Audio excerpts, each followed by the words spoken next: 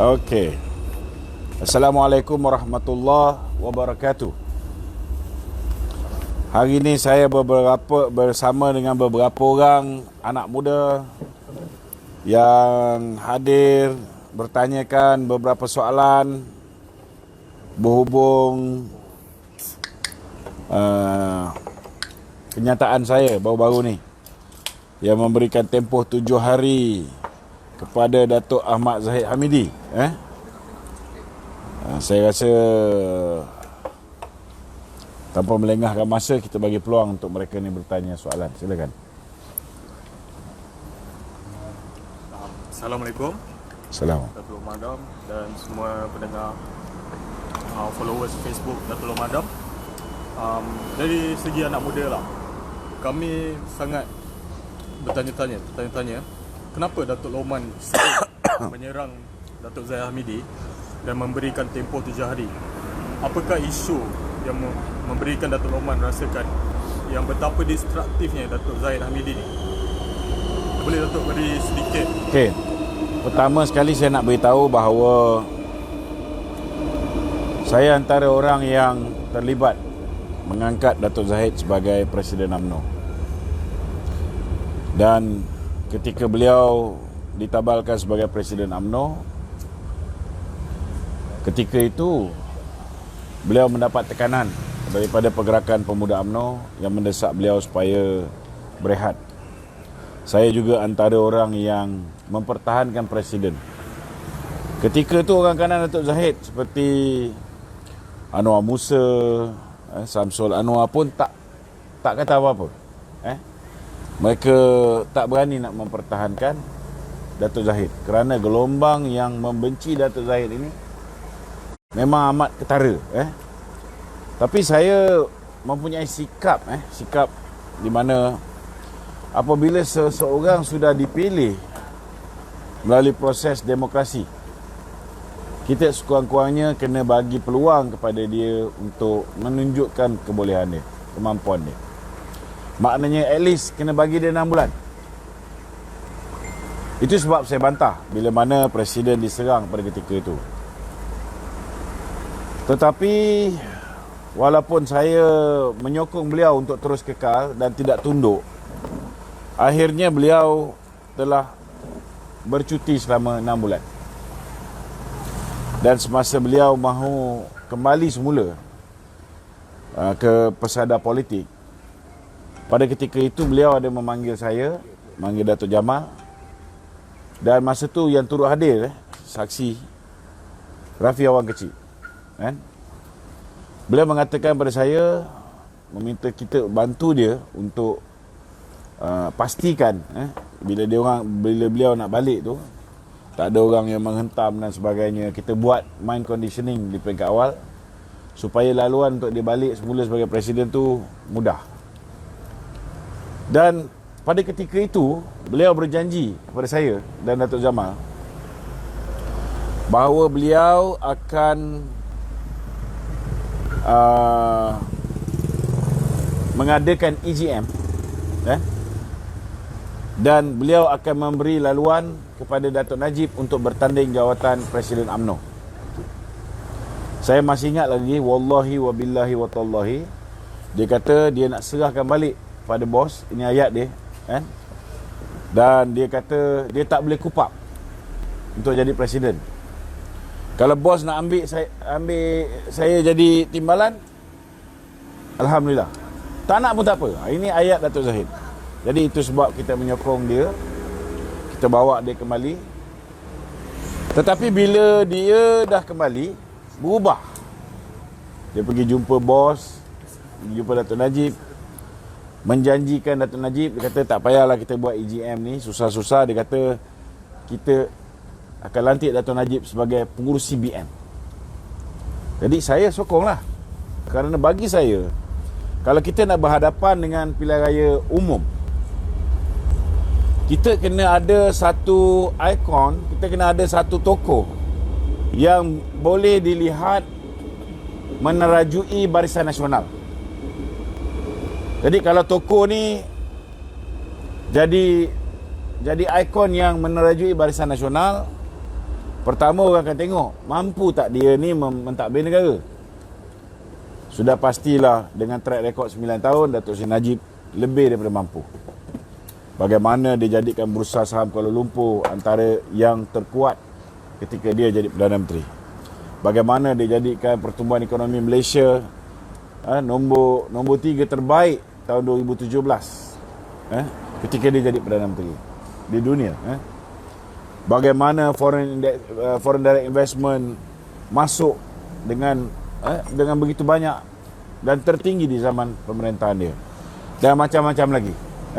Kadar hutang kita merosot daripada tahun demi tahun, 2015, 2016, 2017, daripada 54% turun kepada 52%, turun kepada 50.8%. Masa kita kalah tu, kita punya kadar hutang lebih kurang dalam 48% saja berbanding dengan GDP.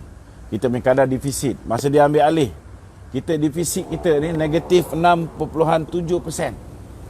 Tapi ini tahun 2009. Setiap tahun dia berjaya turunkan, dan sepatutnya tahun 2018 kadar defisit kita cuma tinggal 2.8%. Tapi malangnya Mei beliau jatuh, Lim Guo Eng ambil alih, kadar defisit meningkat balik.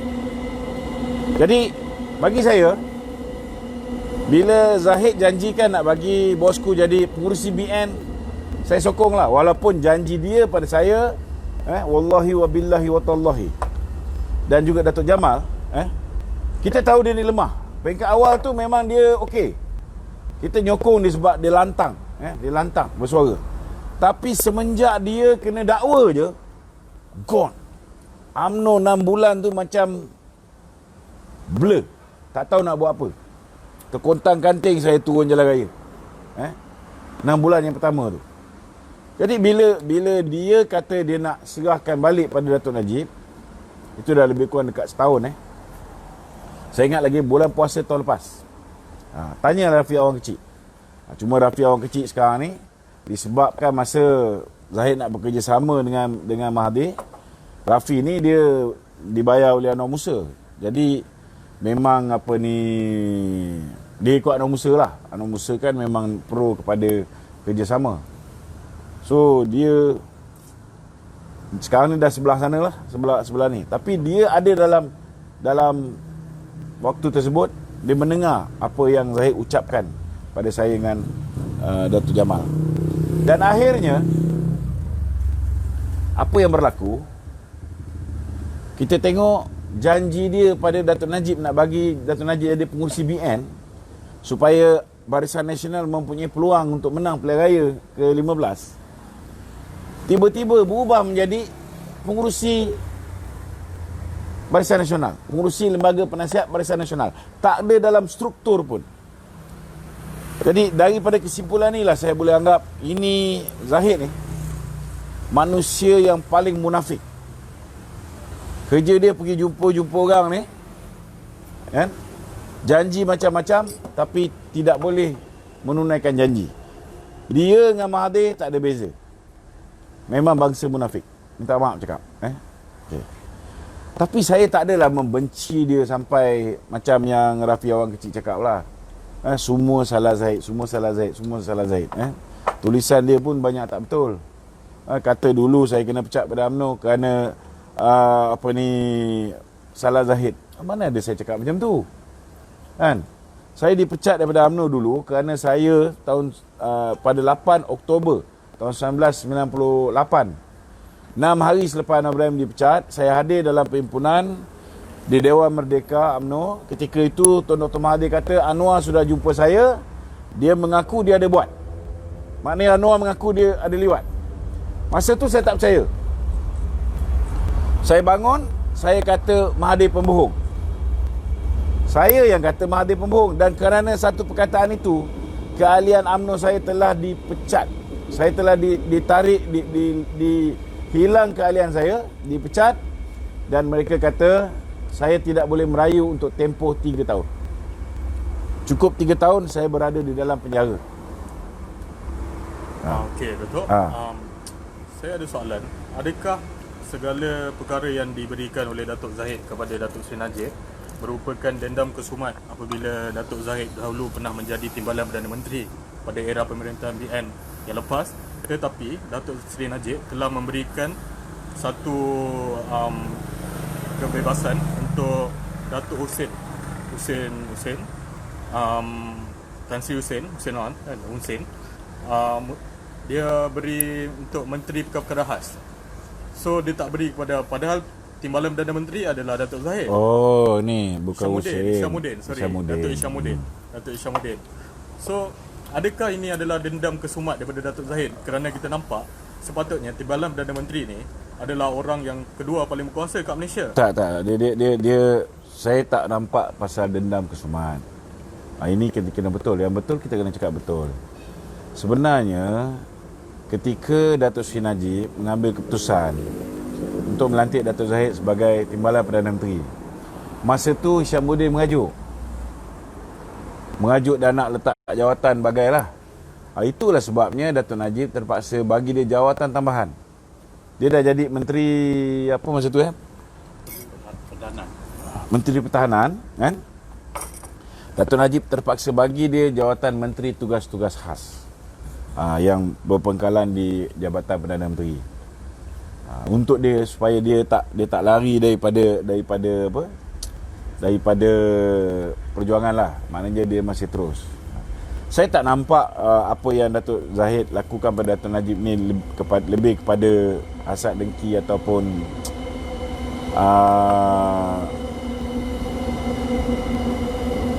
dendam. Saya rasa tak ada apa pun yang dia nak dendam dengan Datuk Najib. Tapi ini lebih kepada cita-cita dia nak jadi Perdana Menteri. Masa Datuk Najib lantik dia jadi Timbalan Perdana Menteri dulu, dia ada menghadap Tun Mahathir. Masa tu Tun Mahathir dah jadi musuh kita. Dan ketika itu dia beritahu dengan Tun Mahathir, I will make sure that Najib will be out from office. Itu ayat dia ketika tu. Jadi memang dah daripada awal tu ada sedikit dia dah tanam cita-cita dia nak jadi Perdana Menteri. Jadi sekarang ni dia dah jadi Presiden UMNO, mestilah dia ada cita-cita nak jadi Perdana Menteri. Itu hak dia. Cuma masalah dia, kalau dia fikir dia ukur baju di badan dia. Kalau dia ukur baju di badan dia, dia sudah pasti boleh menilai hari ni rakyat kat bawah tidak yakin pada dia. Itu sebab kita kena ada tokoh yang lebih diyakini oleh rakyat untuk menjadi calon Perdana Menteri Barisan Nasional. Okey, katalah orang nak kata Datuk Najib tak bersih. Tapi kalau tanya dengan saya secara peribadi, siapa juga yang didakwa di dalam era pemerintahan Pakatan Harapan, sewajarnya semua kes ke atas mereka ni digugurkan.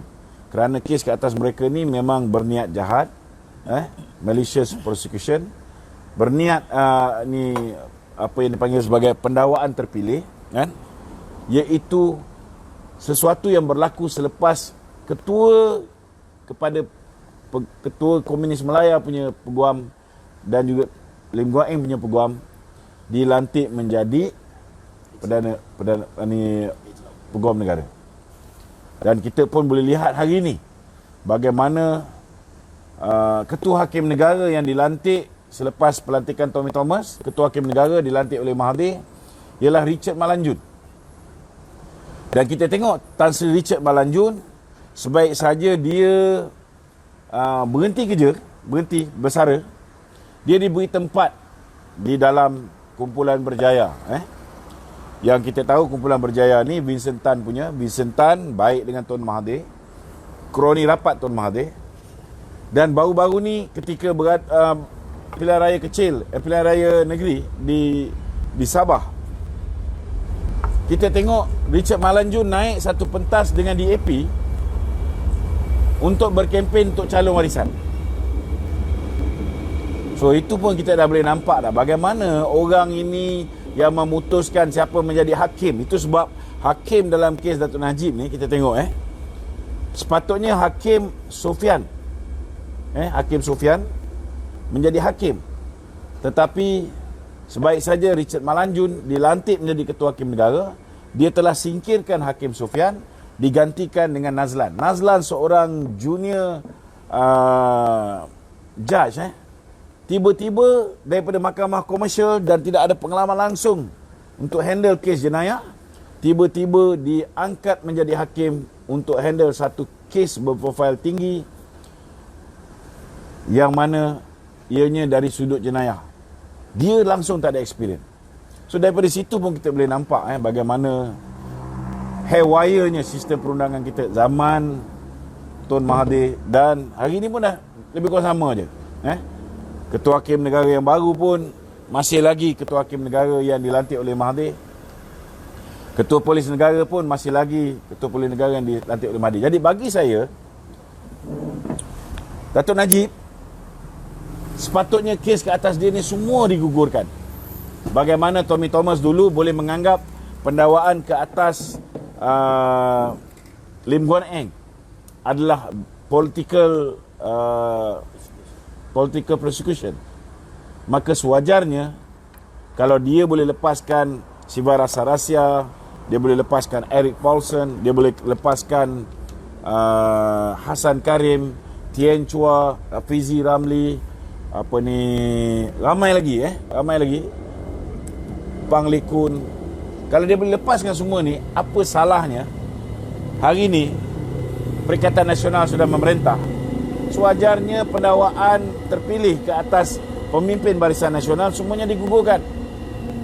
Betul tak?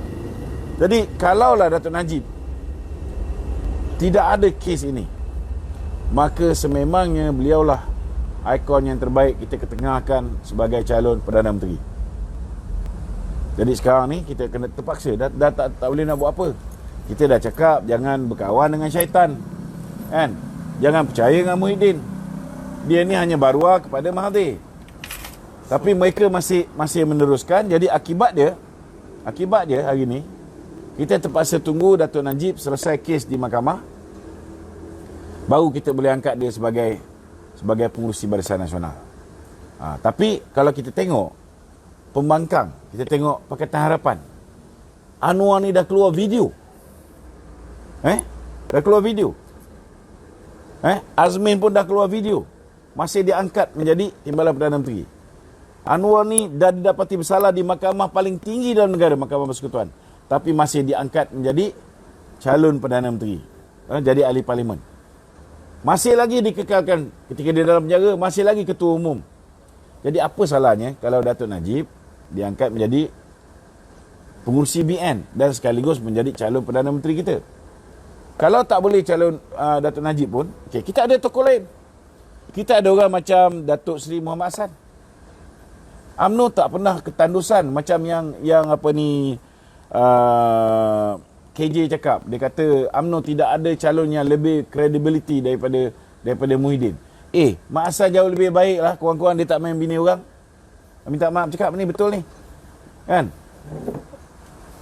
Belum jumpa lagi ada orang, suami orang pergi buat SD, mengatakan isteri dia ada hubungan, ada transaksi wang berjuta-juta ringgit dibayar kepada Nikaji.